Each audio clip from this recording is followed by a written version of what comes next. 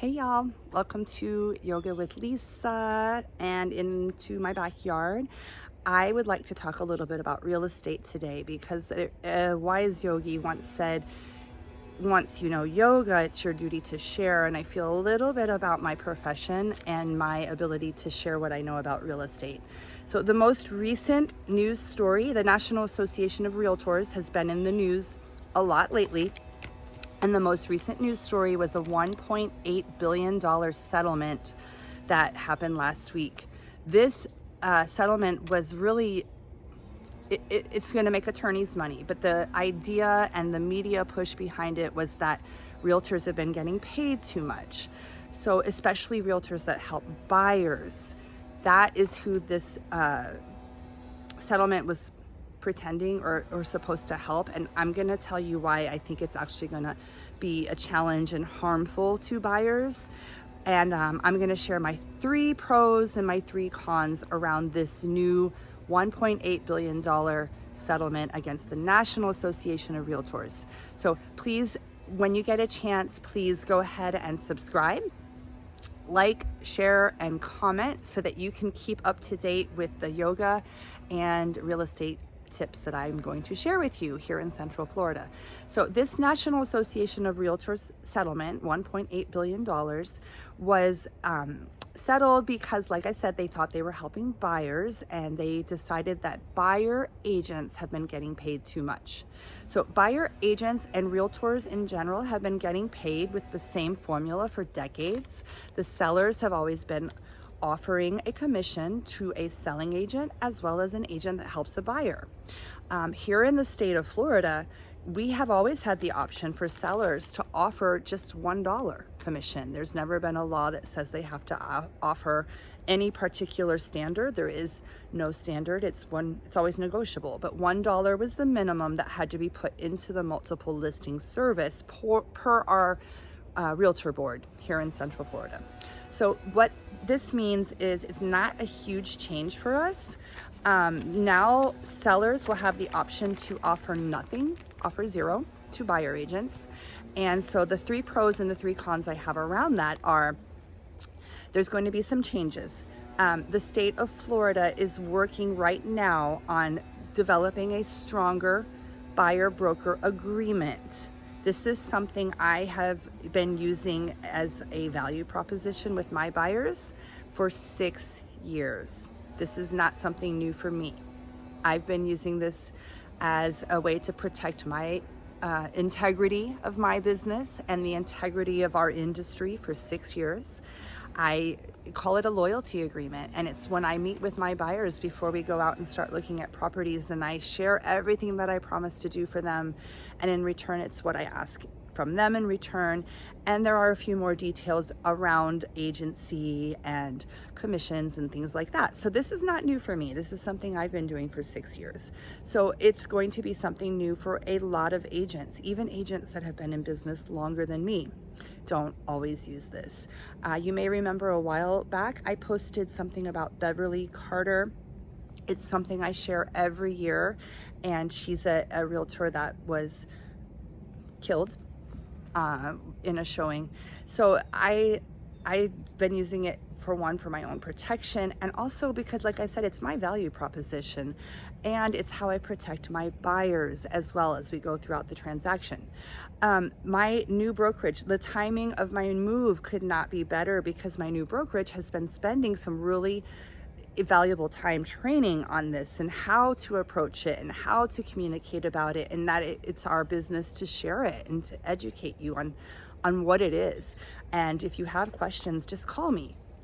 Subscribe to this channel. I'm going to share things now and again about the industry and about yoga that you might really appreciate. So call me or ask any question anytime, but it's something that I've been doing for a while, and it's something that I've been training on very extensively recently, and how to handle the changes that are coming about. So I also am a very strategic thinker, and I'm a strong negotiator. There are many different scenarios that can be played out, and I can work you through all of them. I can walk you through all of them. The good news for you is that I've got your back, and that you do have an experienced agent on your side to help you that has a lot of experience with this, so it's not new for me. What are the 3 cons around this new law? So the first one, I feel like the people that it's designed in the media to protect are the ones that are going to be hurt, and that's the buyers. So I don't doubt that buyers might feel like agents have been getting paid too much, or that sellers feel like they've been paying buyer agents too much. It's not that they've been getting paid too much. They've always been getting paid kind of the same. But in the past few years, there have been a lot of new agents, and especially in Florida, we have the largest realtor board in the nation. We have a lot of new agents in Florida that don't maybe offer the best representation. I know that because when I was a new agent, I was not the same agent that I am today. And so that is probably maybe what led to this lawsuit, is somebody probably didn't get great representation. They might have had a new agent helping them that didn't know what they were doing. And so in that case, they didn't feel like they deserved the commission they received from the seller. So that is probably what's going to cause the problem, is that the buyers are still the ones going to be hurt, because now it's confusing, and now buyers may have to offer compensation to their agent if the seller is not offering it, because the other con is that sellers no longer have to offer anything to a buying agent. So it may be a pro and a con, because sellers have a choice.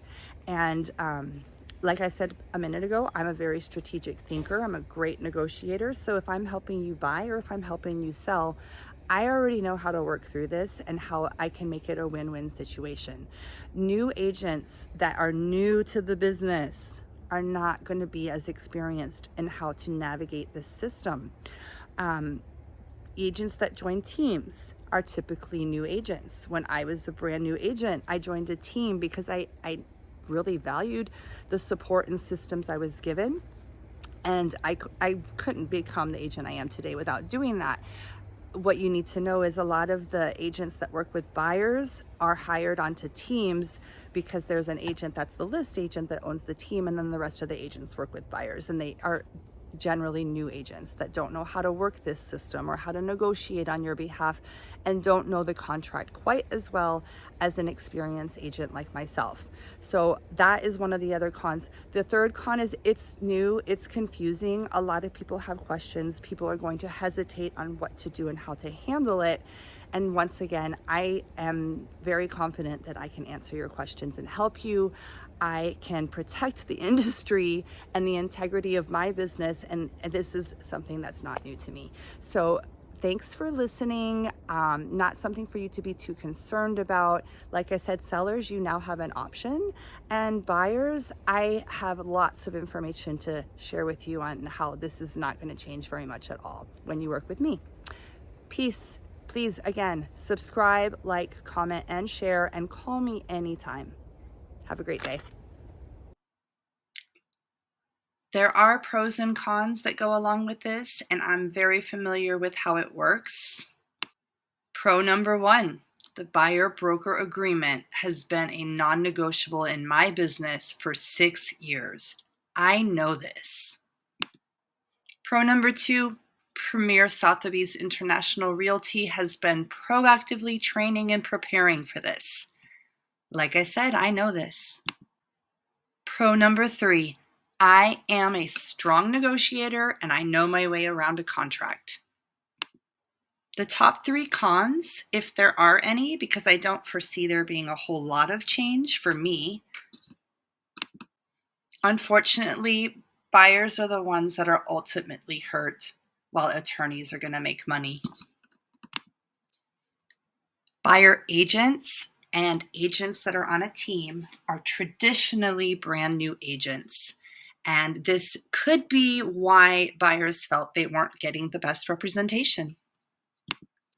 Con number 3, it's all so new and confusing, it could cause hesitation for buyers, sellers, and investors. Please just call me if you have any questions.